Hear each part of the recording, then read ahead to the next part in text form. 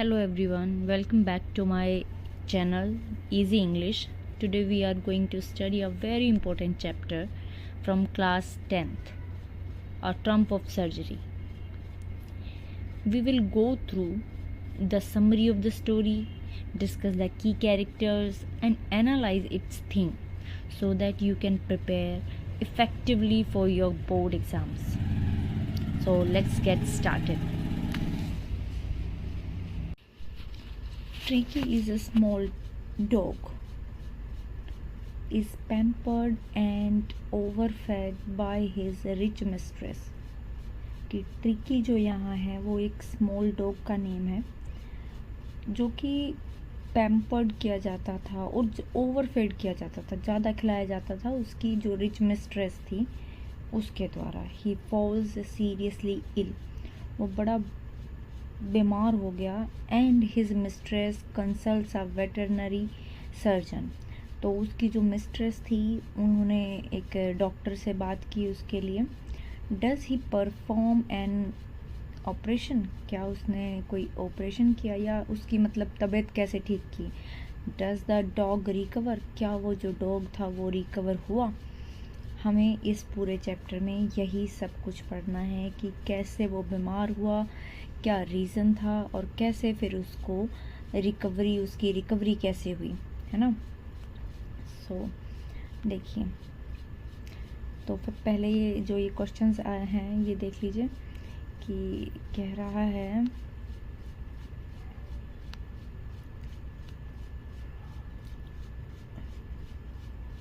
कि why is Mrs Pumphrey worried about Tricki. Tricki के बारे में जो मिसिस पम्फ्रे है यही उनकी जो उस कुत्ते की जो मिस्ट्रेस है वो है, वो ट्रिकी के बारे में क्यों चिंतित थी. What does she do to help him, उसने क्या किया उसकी हेल्प करने के लिए, उसने क्या किया. Is she wise in this, क्या उसने जो भी किया वो ठीक किया उसके साथ. Who does I refer to in this story, इस चैप्टर में इस कहानी में जो ये आई है, आई जो यूज़ किया गया है जगह जगह, तो ये आई कौन है ये हमें बताना है. तो देखिए,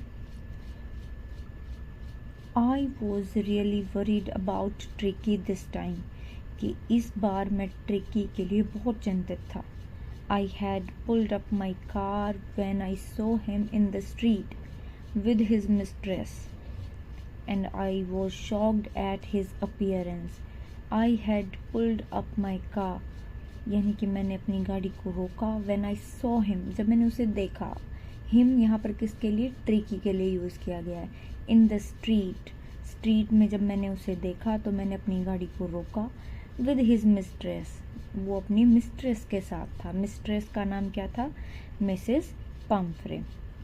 and I was shocked at his appearance, और उसको देखकर उसकी जो अपीयरेंस थी वो जैसा नज़र आ रहा था उसको देखकर मैं बहुत शॉक था. He had become hugely fat, बहुत मोटा हो गया था. Like a blotted sausage with a lag at each corner, एक मोटा सा सॉसेज की तरह जिसके चारों कॉर्नर पर पैर हैं. His eyes bloodshot and rheumy stared straight ahead and his stared straight ahead and his tongue lolled from his jaws, कि जो उसकी आंखें थी वो बिल्कुल लाल थी. उस रूमी का मतलब क्या है कि उसकी आंखों में से पानी आ रहा था, आंखें लाल थी. स्टेयर्ड स्ट्रेट, सीधा देखे जा रहा था. And his tongue lolled from his jaws, और जो उसकी जीभ थी उसके जबड़े से बाहर लटकी हुई थी. ऐसी उसकी हालत को देखकर वो रुक गया.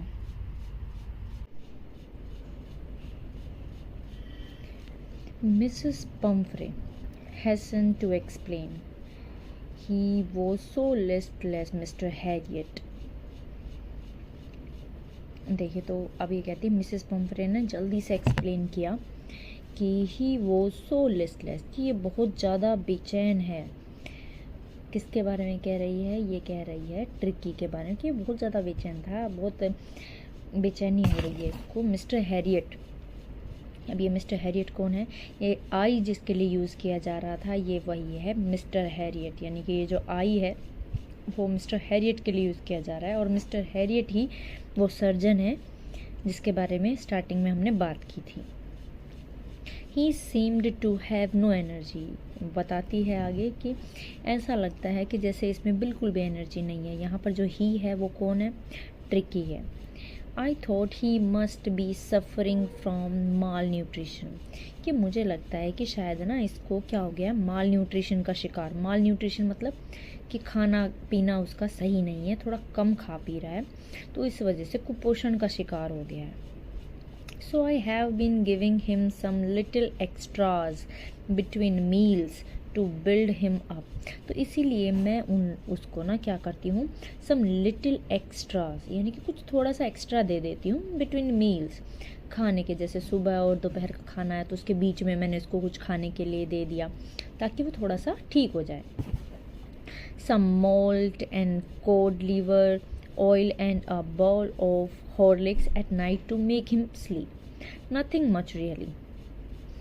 अब वो उसको ओवर एक्सप्लेन करती है कि मैंने बस उसको कुछ मोल्ड दे देती हूँ, कोड लीवर दे देती हूँ, एक बोल हॉर्लिक्स का दे देती हूँ, बस यही चीज़ें देती हूँ जिससे कि वो अच्छे से सो सके, ज़्यादा कुछ नहीं।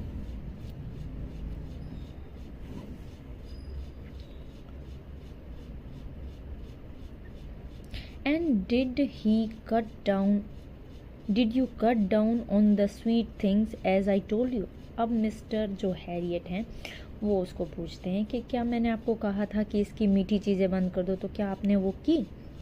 ओह I did for a bit, हाँ मैंने वो कुछ टाइम के लिए की थी ऐसा। But he seemed to be so weak I had to relent, यानी कि लेकिन वो बहुत कमज़ोर हो गया तो फिर मैं ऐसा नहीं कर पाई। He does love cream cakes and chocolates, so उसको ना क्रीम केक्स जो हैं, चॉकलेट्स जो हैं वो बड़ी पसंद थी। I can't bear to refuse him, तो मैं उसको मना नहीं कर सकती थी, जो चीज़ें उसकी पसंदीदा थी उनको देने से मैं उसे मना नहीं कर सकती थी, मैं उसको रोक नहीं पाई। I looked down again at the little dog, मैंने फिर से उस कुत्ते की तरफ देखा। That was the trouble, Tricki's only fault was greed, यानी कि जो समस्या थी ना वो वही थी कि ट्रिकी जो है वो खाने के लिए मना नहीं करता था। He had never been known to refuse food, वो कभी खाने के लिए मना नहीं करता था।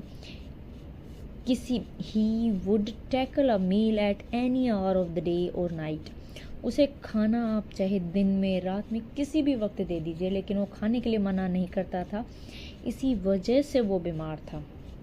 And I wandered about all the things Mrs Pomfrey had not mention, और मैं इस बात से हैरान था या चिंतित था कह सकते हो कि जो मिसेस पम्फ्रे ने मुझे नहीं बताई हैं, यानी कि छोटी छोटी चीज़ें बताई हैं कि ये खाता है, मैंने उसको मील के बीच में ये खिला दिया है, लेकिन जो मेजर चीज़ें हैं जिसकी वजह से वो बीमार हैं शायद वो मिसेस पम्फ्रे ने उसको अभी नहीं बताया है। आगे वो कहता है are you giving him plenty of exercise, कि क्या आप इसकी अच्छे से एक्सरसाइज करवा रही हो? Well he has his little walks with me as you can see, जैसे कि आप देख सकते हैं कि ये मेरे साथ घूम रहा है, इसकी वो वॉक पर जो लिटिल वॉक्स है उस पर ये मेरे साथ आया हुआ है। बट हॉडकिन द गार्डनर जो है हॉडकिन, उसका has been down with lumbago is a kind of pain, जिसको आप लोअर बैक पेन भी कह सकते हो, कमर दर्द। So there has been no ring throwing lately, तो कुछ समय से जो रिंग फेंक कर जो एक्सरसाइज की जाती है वो नहीं हो पा रही, क्योंकि जो मेरा गार्डनर है हॉडकिन उसको क्या है, कमर में दर्द है, जिसकी वजह से वो तो एक्सरसाइज नहीं हो रही, बाकी वो मेरे साथ घूमता है। मैं जो ये वो बोल रही हूँ ये कौन है? ये है tricky.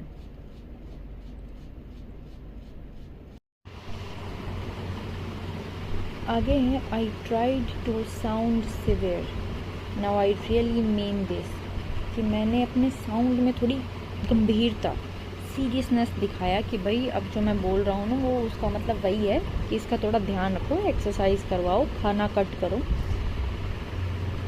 If you don't cut his food right down and give him more exercise, he is going to be really ill. अगर अब आप इसका खाना कट नहीं करेंगे और इसको एक्सरसाइज नहीं करवाएंगे तो ये बहुत ज़्यादा बीमार हो जाएगा. You must harden your heart. आपको अपना दिल क्या करना पड़ेगा? मजबूत करना पड़ेगा, कठोर करना पड़ेगा. And keep him on a very strict diet, और इसको एक बड़ी ही स्ट्रिक्ट डाइट पर डालना पड़ेगा.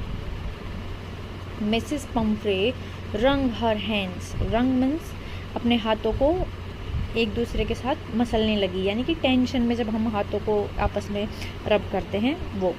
ओ आई विल मिस्टर हैरियट. तो मिस्टर हैरियट से प्रॉमिस करती कि हाँ मैं करूँगी. I am sure you are right but it is so difficult, so very difficult. I am sure, मुझे पता है कि आप सही कह रहे हैं, but it is so difficult, पर ये बहुत मुश्किल है. सो वेरी डिफ़िकल्ट, बहुत ज़्यादा. She said of head down along the road. वो सेट ऑफ का मतलब चलना. वो चलने लगी है, उसने सर नीचे किया और रोड के साथ साथ वो चलने लगी, यानी कि वो अब जहाँ जा रही थी वहाँ जाने के लिए तैयार हो गई, जाने लगी. As if determined to put the new regime into practice immediately. यानी कि ऐसा लग रहा था उनको देखकर कि भाई वो एक नई रिजिम का मतलब क्या है कि एक नया तरीका अपनाने वाली हैं. किसके साथ? ट्रिकी के साथ, कि उसको कैसे रखना है. यानी कि उसका सारा जो रूटीन था वो सब कुछ चेंज करने वाली हैं इमीडिएटली. यानी कि अब जो मैंने समझा दिया तो उनको समझ में आ गया है और ये अब ऐसा करने वाली हैं. अब देखिए क्या कहते हैं कि I watched there progress with growing concern. यानी कि मैं देख रहा था उनकी प्रोग्रेस, यानी कि वो जब जा रहे थे तो जैसे जैसे वो जा रहे थे, दूर होते जा रहे थे, तो मैं उनको देख रहा था. मतलब मुझे क्या हो रहा था कि ट्रिकी की चिंता हो रही थी, तो मैं उनको देख रहा था. Tricki was tottering along in his little tweed coat. Tricki was tottering, यानी कि ट्रिकी बहुत ही क्या ढीला ढूला सा ऐसा चल रहा था, लटक पटक के. along in his little tweed coat. एक उसने जो कोट पहना था, सर्दियों में जो कोट पहना हुआ था वो ट्वीड कोट था. ट्वीड कोट क्या है कि वो वेदर रेसिस्ट होता है, जिससे कि जो बाहर का मौसम है वो पता नहीं चलता, यानी कि अच्छी क्वालिटी के कोट कह सकते हैं हम. He had a whole wardrobe of these coats. उसके पास पूरी की पूरी एक वार्डरोब थी इन्हीं टाइप के कोट्स की. फॉर द कोल्ड वेदर, सर्दियों के लिए अलग था. एंड अ रेन कोट, और फिर बारिश के लिए अलग था. फॉर द वेट डेज, यानी कि गीले यानी कि बारिश के दिनों के लिए. He struggled on drooping in his harness. Drooping means लटकना. वो स्ट्रगल कर रहा था, यानी कि चलते हुए भी उसका स्ट्रगल दिख रहा था कि उससे चला नहीं जा रहा है. वो अपने हार्नेस, यानी कि उसके जो गले में पट्टा बंधा हुआ है उसमें लटकता हुआ जा रहा है. I thought it wouldn't be long before I heard from Mrs. Pumphrey. यानी कि मैं विचार कर रहा था कि हाँ बहुत ज़्यादा दिन नहीं लगेंगे कि जब मुझे मिसेस पम्फरे की तरफ से कोई कॉल आएगी. यानी कि वो इतना बीमार था कि मिसेस पम्फरे मुझे जल्दी ही कॉल करके बुलाएंगी. That's all for today everyone. Thank you for learning with easy English. English becomes easy with regular practice. So what you need to do only the regular practice. See you in the next class. Till then, happy learning, keep going and keep smiling. If you found any query, please let me know in the comment section. Like, share, subscribe the channel. And till then, bye bye.